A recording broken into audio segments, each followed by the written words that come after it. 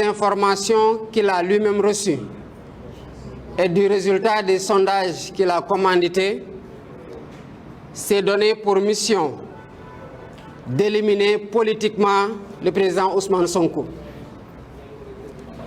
La diabolisation n'y fit rien. Les entraves à sa liberté de réunion et de circulation ont connu un cuisant échec.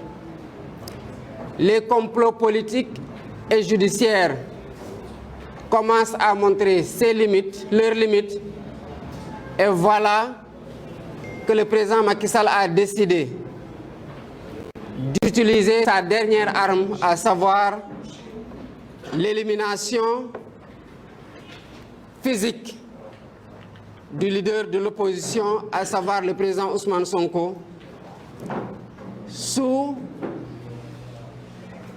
le prétexte fallacieux d'un procès en diffamation monté de toutes pièces, mettant en œuvre un ministre de la République effectivement épinglé par un rapport de l'IGF, qui aurait dû être aujourd'hui, si la justice était ce qu'elle aurait dû être, sous les barreaux. À chaque fois que le président Ousmane Sonko est convoqué, c'est le prétexte de s'en prendre physiquement à lui. Et cela a connu son comble le 16 mars avec une tentative d'assassinat sur fond d'empoisonnement, il faut le dire. Le comble du banditisme d'État ressort de la bouche même de ses ministres. Après le ministre de la Justice, qui a déjà condamné le président Ousmane Sonko pour diffamation en ignorant royalement sa présomption d'innocence, c'est au tour du ministre de la Communication, M. Moussa Bocar Thiam, qui a dit que le président Ousmane Sonko sera condamné. Voilà donc un citoyen qui va en justice avec ses avocats, ses moyens de défense, qui est déjà condamné, et le verdict est livré aux populations avant la tenue du procès par les ministres même qui siègent à la même table que le président de la République au Conseil des ministres. Voilà pourquoi il est du devoir de tous les patriotes de résister face à cette oppression, face à cette commande politique, face à une justice couchée qui joue au bras armé dans toute tentative de liquidation des adversaires politiques.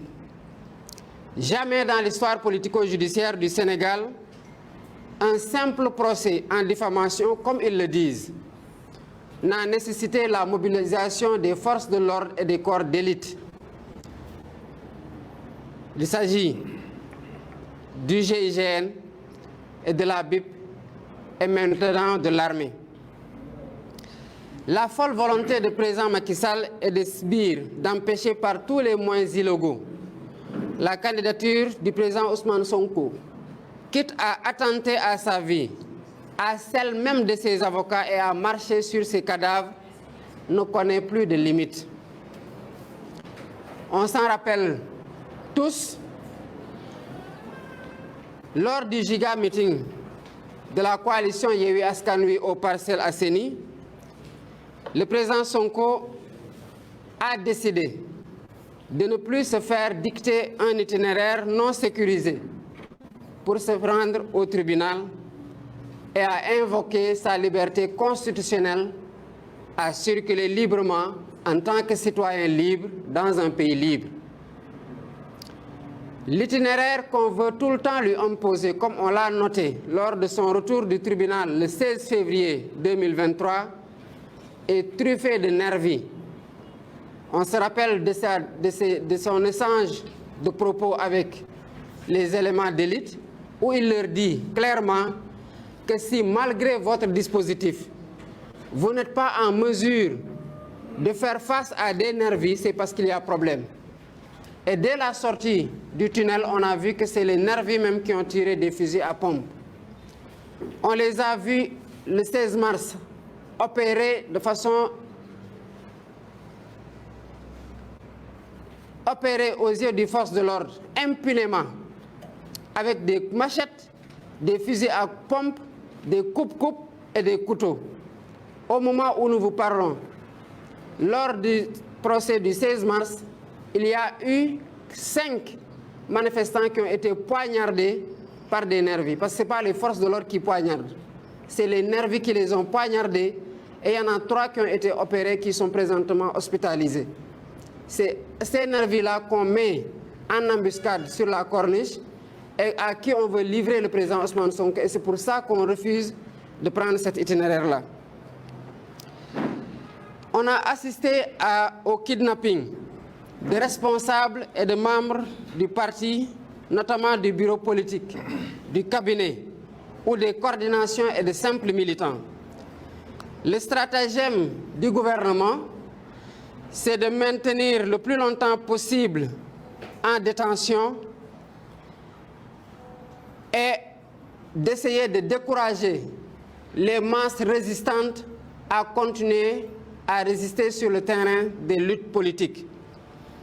Nous assistons aujourd'hui au Sénégal à des citoyens, à des scènes où des citoyens comme Dame Mbodj, après avoir participé à une émission où il n'a dit aucun propos qui lui vaut une poursuite pour appel à insurrection ou pour diffamation ou pour autre chose, donc des propos corrects et républicains dans le sens de la vérité, a été poursuivi notamment sur la corniche et où son véhicule a essuyé des tirs à balles réelles.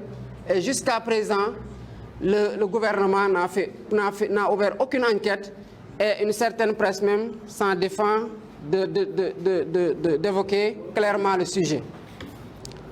Cette tentative d'assassinat non élucidée montre que le gouvernement n'a aucune limite dans l'élimination physique de toutes les voix discordantes, notamment de l'opposition, et c'est ce qui a valu à notre leader une tentative d'empoisonnement sur laquelle nous reviendrons.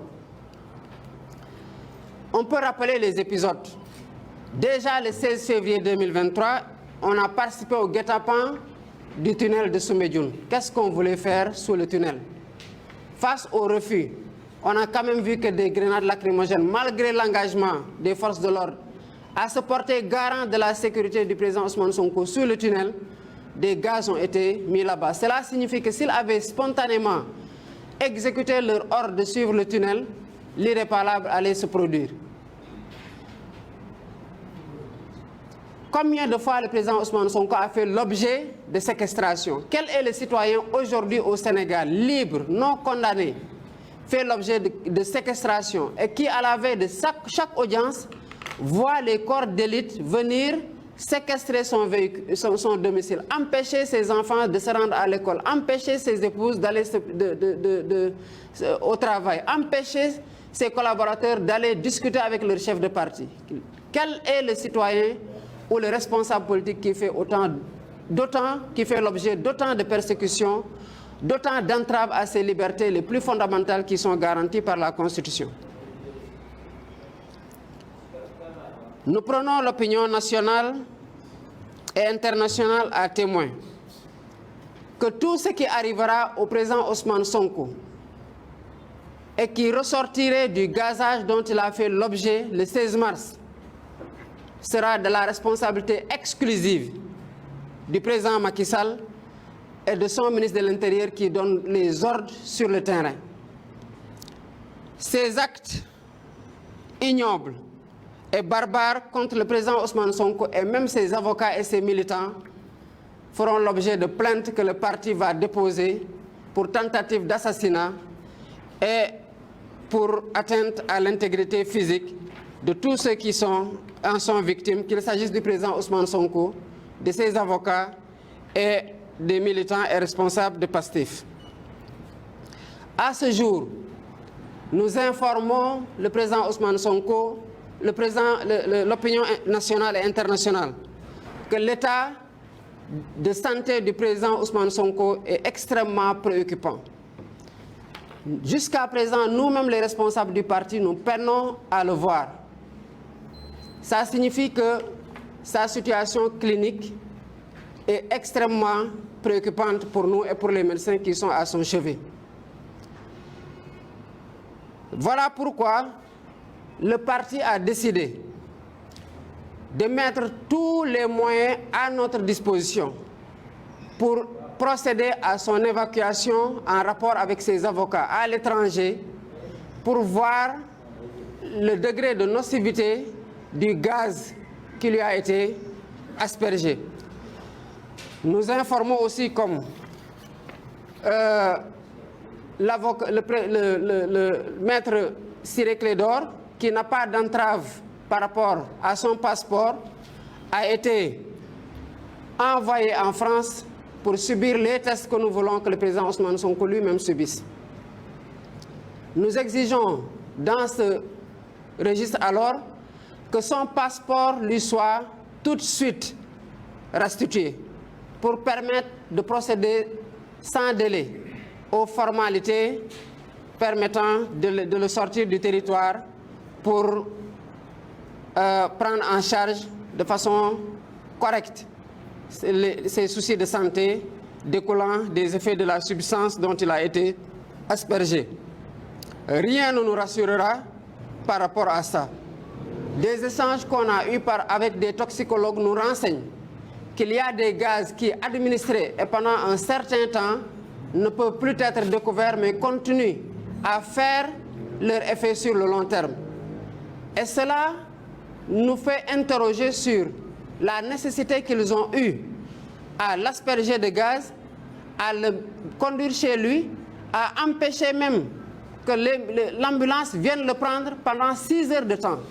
Pourquoi, après qu'il soit revenu chez lui, continuer à empêcher même que l'ambulance vienne à son chevet pour que les observations et les examens qu'il aurait pu faire lui soient administrés dans la clinique où on voulait le conduire? Est-ce qu'il voulait attendre que ce temps-là soit écoulé pour qu'on ne puisse plus retrouver de substances et que les effets continuent à se faire sentir sur sa santé à long terme? C'est une interrogation légitime que nous avons et c'est notre soupçon le plus total que nous avons vis-à-vis de ce qu'ils ont voulu avoir comme résultat. Voilà pourquoi PASTEF, les patriotes, demandent aux militants et sympathisants de maintenir la mobilisation pour continuer à résister vigoureusement face à la tentative d'assassinat subie par notre leader, le président Ousmane Sonko. Que les patriotes comprennent et les citoyens sénégalais de tous bords qui sont épris de justice et de démocratie que rien ne doit nous faire reculer face à l'obstination du président Macky Sall à éliminer politiquement et au besoin physiquement le président Ousmane Sonko pour l'écarter de la course à la présidence de la République pour laquelle il est le favori. Que les actes d'intimidation et de violence exercés sur nos militants et nos sympathisants n'entravent en rien leur détermination à poursuivre la lutte. Parce que si cela les fait reculer, le monstre va triompher et il va encore s'en prendre mieux à tous les Sénégalais, à leur liberté, aux besoins physiquement, comme on l'a vu avec Dame Mbodj récemment et comme on l'a vu avec le président Ousmane Sonko. Le bureau politique appelle tous les militants à continuer à résister à ses côtés par tous les moyens devant cette injustice systémique digne des régimes autocratiques. Et il est évident aujourd'hui qu'au Sénégal, il n'y a plus de limite dans la dictature et la tyrannie.